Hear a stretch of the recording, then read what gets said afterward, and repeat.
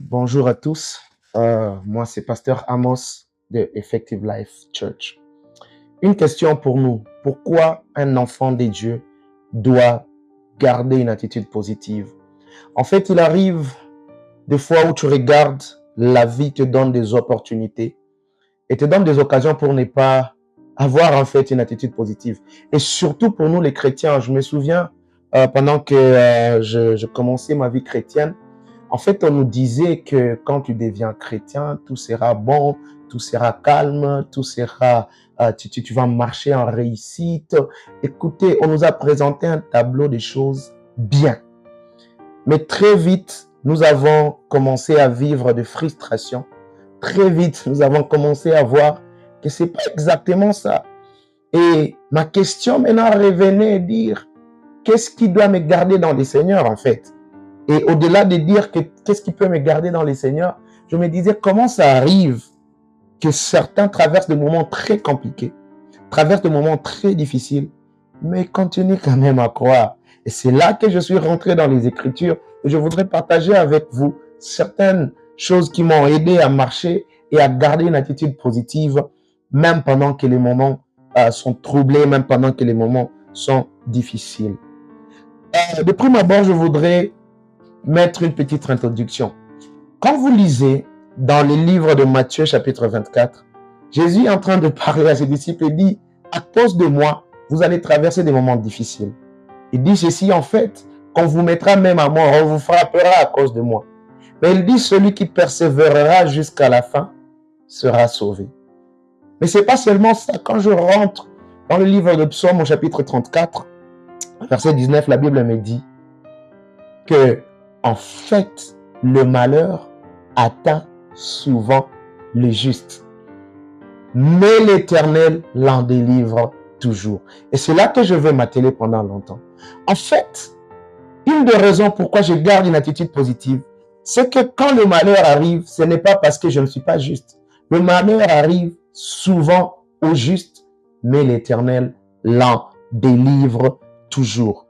Alors la grande question, pourquoi devons-nous garder une attitude positive en tant qu'enfant de Dieu? Premièrement, parce que Dieu permet que le malheur arrive dans la vie d'une personne. Ça peut arriver à cause d'une erreur que j'ai commise. Ça peut arriver parce que le monde est de nature méchant et pécheresse. Mais ça peut arriver parce que Dieu veut tester notre loyauté envers lui, en fait. C'est là que vous allez voir l'homme de Job. Il ne sait pas ce qui arrive. Mais un jour, Dieu décide avec le diable dans un monde spirituel quelque part de dire, eh ben, il y a mon serviteur Job, est-ce que tu peux essayer de le tenter? Tu peux essayer de le mettre à l'épreuve et voir si réellement il m'aime. En fait, Dieu peut le permettre. Alors, pourquoi je dois garder une attitude positive en tant qu'enfant de Dieu?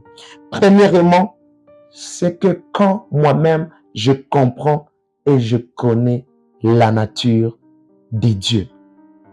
En fait, la nature de notre Dieu fait que Dieu ne peut pas permettre quelque chose dans ma vie parce qu'il est méchant. J'aime ce que l'homme de Jérémie est en train de dire. Quand vous lisez dans le livre de Lamentations au chapitre 3, le verset 21 jusqu'au verset 23, cet homme est en train de dire, en fait, je suis en train de penser au malheur que j'ai eu à traverser. Je suis en train de penser à toutes les mauvaises choses qui me sont arrivées. Mais il décide ceci. À cause de la nature de Dieu, il dit, voici ce que j'ai décidé de repasser dans mon cœur. C'est que les bontés de l'Éternel ne sont pas épuisées. Elles se renouvellent chaque matin. En fait, notre Dieu est bon. Et quand même je peux passer dans des moments troubles, dès que je comprends et je mets cela dans mon cœur, écoutez, ça me donne de l'espérance. Et ça me donne la force de garder une attitude positive. La deuxième chose, c'est que nous avons une promesse de Dieu. Une promesse qu'il nous sortira de toutes choses. Même si c'est une chose difficile, même si c'est une chose mauvaise. Il a promis d'être là. Il dit, voici, je suis avec vous. Il n'a pas dit qu'il sera avec nous seulement dans les bons moments. Même dans les mauvais moments, il sera avec nous. Et l'homme de Job pouvait dire, mais je sais, Job chapitre 19, 25 à 27, mais je sais que mon Rédempteur est vivant. et il se lèvera le dernier. Il ne se lèvera pas le premier, il ne se lèvera pas le deuxième. Tous les autres peuvent passer, mais mon Dieu, mon Seigneur se lèvera et il se lèvera le dernier. Ce que je sais, c'est que de toutes les façons, j'ai de l'espérance. Il y a de l'espérance pour moi. Même si c'est difficile, j'ai de l'espérance. À son temps, il agira. À son temps, il viendra à mon secours. À son temps, fait, il a promis. Et Dieu n'est pas un homme pour mentir, ni un fils de l'homme pour se repentir. Et la troisième raison, je le trouve dans Hébreux au chapitre 11, le verset 6. La Bible dit, or sans la foi, il est impossible de plaire à Dieu. En fait, la foi me donne de l'espérance. La foi me dit que Dieu est présent, même dans des moments troubles. C'est pourquoi même quand c'est très difficile, même quand c'est très compliqué, je me dis et je le fais passer dans mon âme, je le fais passer dans mon cœur, que mon Dieu sait et il marche avec moi. C'est ce que le psalmiste pouvait dire dans le psaume 23. Il dit, quand bien je marche dans la vallée de l'ombre de la mort, je ne crains aucun mal, car tu es avec moi. Ta houlette et ton bâton me rassurent. Ça, ce sont des choses qui passeront toujours par mon cœur, même quand les choses sont difficiles. Et à cause de ça, je garderai une attitude positive. Je ne garde pas une attitude positive parce que c'est facile, mais je garde une attitude positive parce que c'est possible et ça me donne de l'espérance. Et pendant que je traverse les moments difficiles, je sais qu'il est là. Pourquoi ne pas me calmer? Pourquoi ne pas paniquer?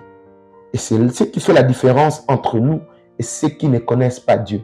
La question de l'espérance. Ceux qui ne connaissent pas Dieu vont paniquer, vont douter, vont poser des questions. Mais j'aime Dieu parce que même dans la Bible, dans la parole de Dieu, même ceux qui ont eu des questions les plus difficiles, à un moment, eux-mêmes sont revenus. J'ai parlé de Job, je parlais de Jérémie.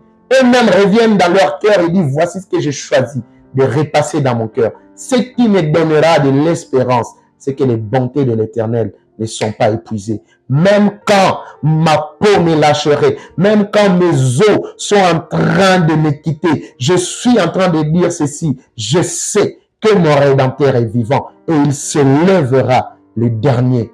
Alors, à cause de ça, comme je sais qu'il se lèvera, comme je sais qu'il se lèvera le dernier, je suis calme.